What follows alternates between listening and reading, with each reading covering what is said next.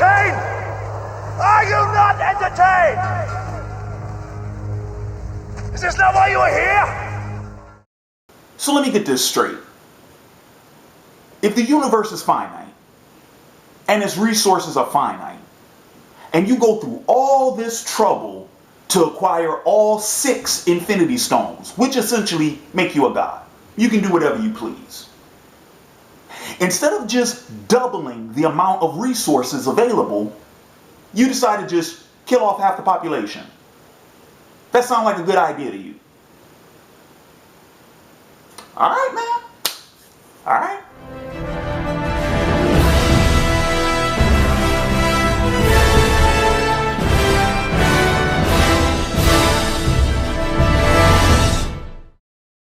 Now, in all honesty, I understand Thanos' character motivation. I just thought it'd be a funny little tidbit to kick off this review with. So, by the time this review is posted, we will be 5 days away from the premiere of Avengers Endgame.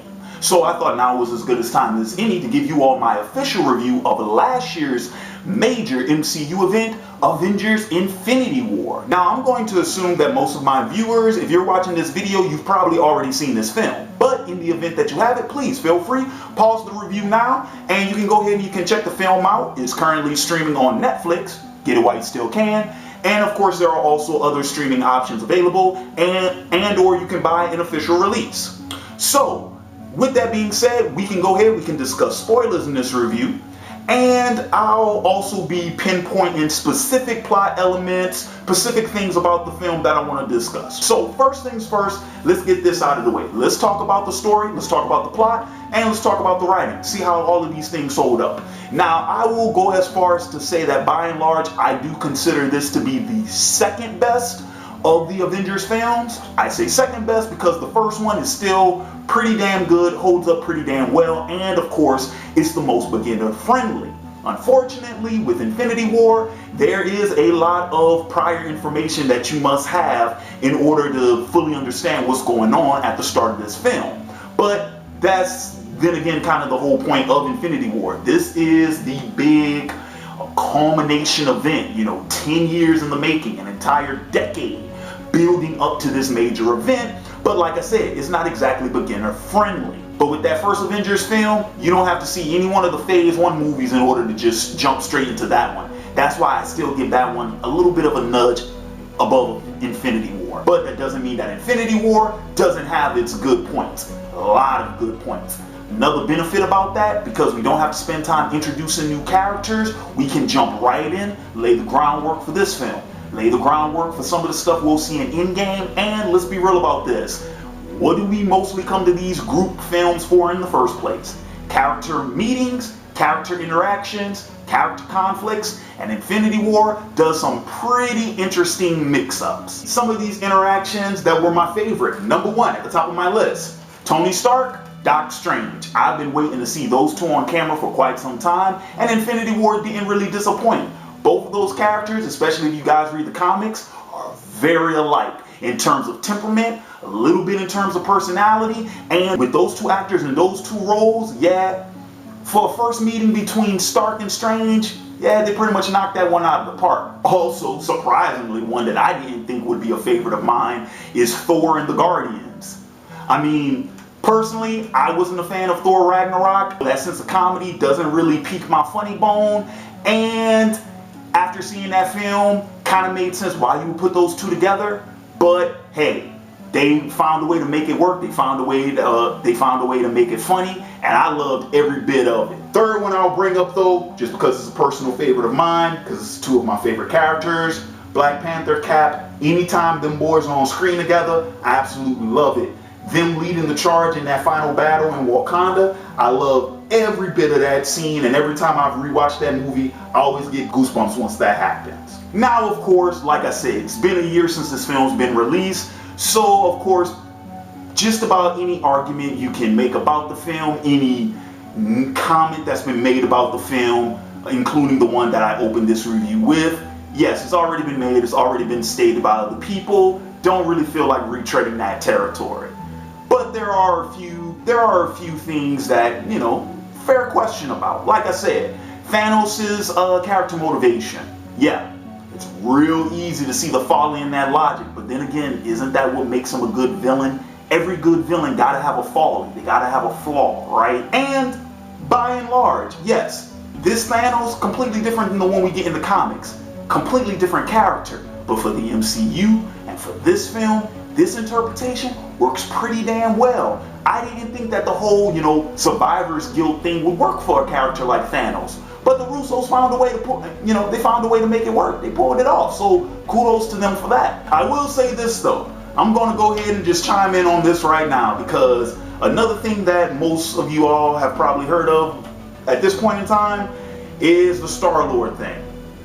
Knock it off, get off of it, cut Star-Lord some slack.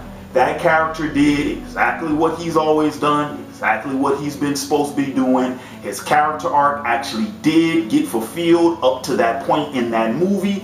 Everything he did made perfect sense. Lay off. Because let's be honest about this. If we really want to get in deep about the whole internal logic of the film, there's a lot of things that have already been blown open. Like for an example, why would Stark, Strange, and Peter being stranded in space matter when Doctor Strange can open up portals to other dimensions and put them right back on Earth?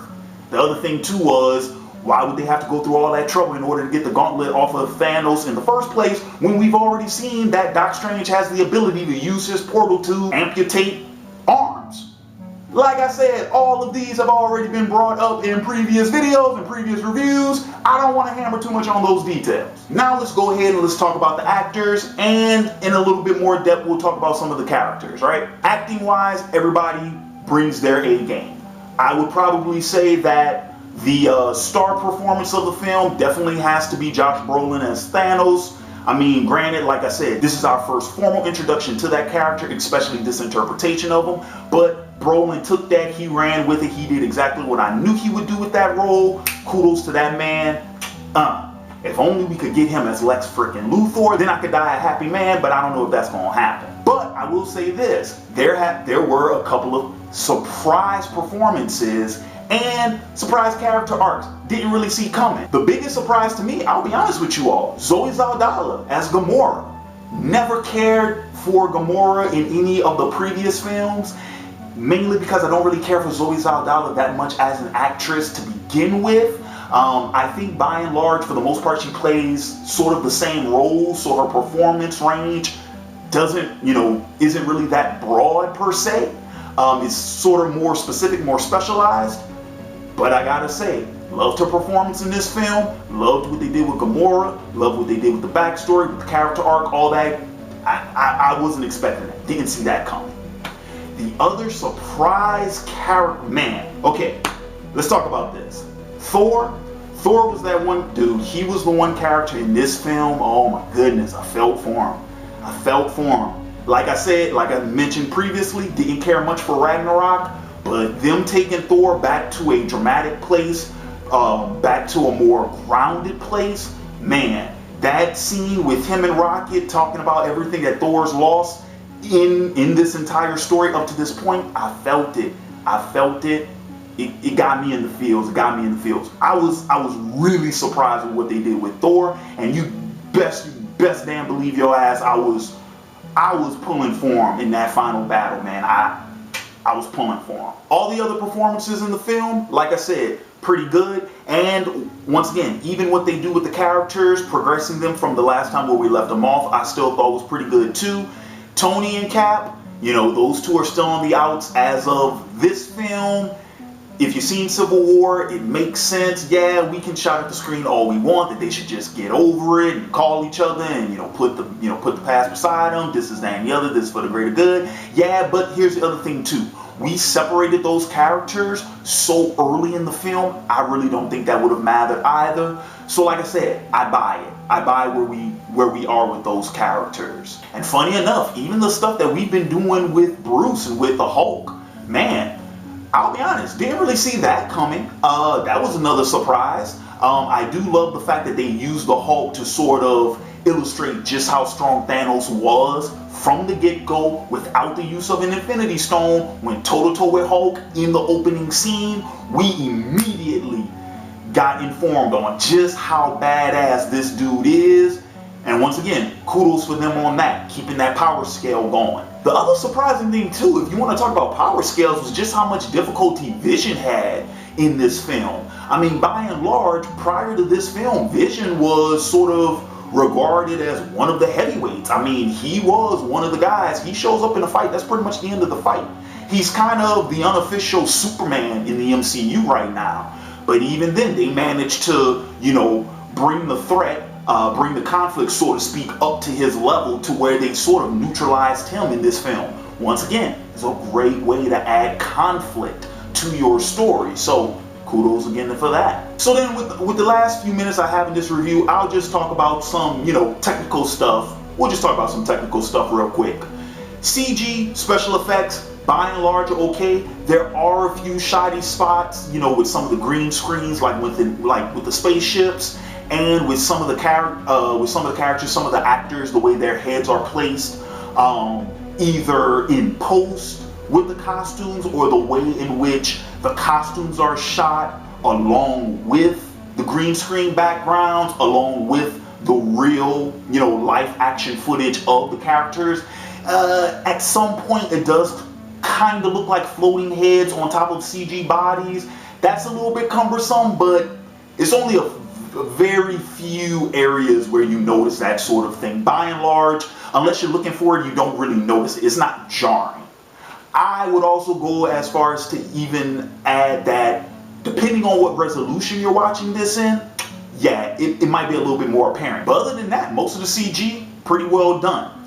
Editing wise, cutting wise, didn't really have too many problems with. Sound mixing I think is good. Sound effects I think is good. Background music, musical cues, all of that I think is on point. So by and large, yeah, all in all, like I said, really solid movie. Don't really see too many issues with it. I could go into more detail about some other things, but honestly don't want to make this video too long, and I don't want to go into too much depth about what I am expecting with Avengers Endgame, because that's going to be the topic for my next video. So with that being said, I want to go ahead and take this time to thank you all for checking out this review. Please, in the comments below, leave your thoughts on this film. And if you like this video, please feel free, thumb it up, share it with your friends. And until next time, peace.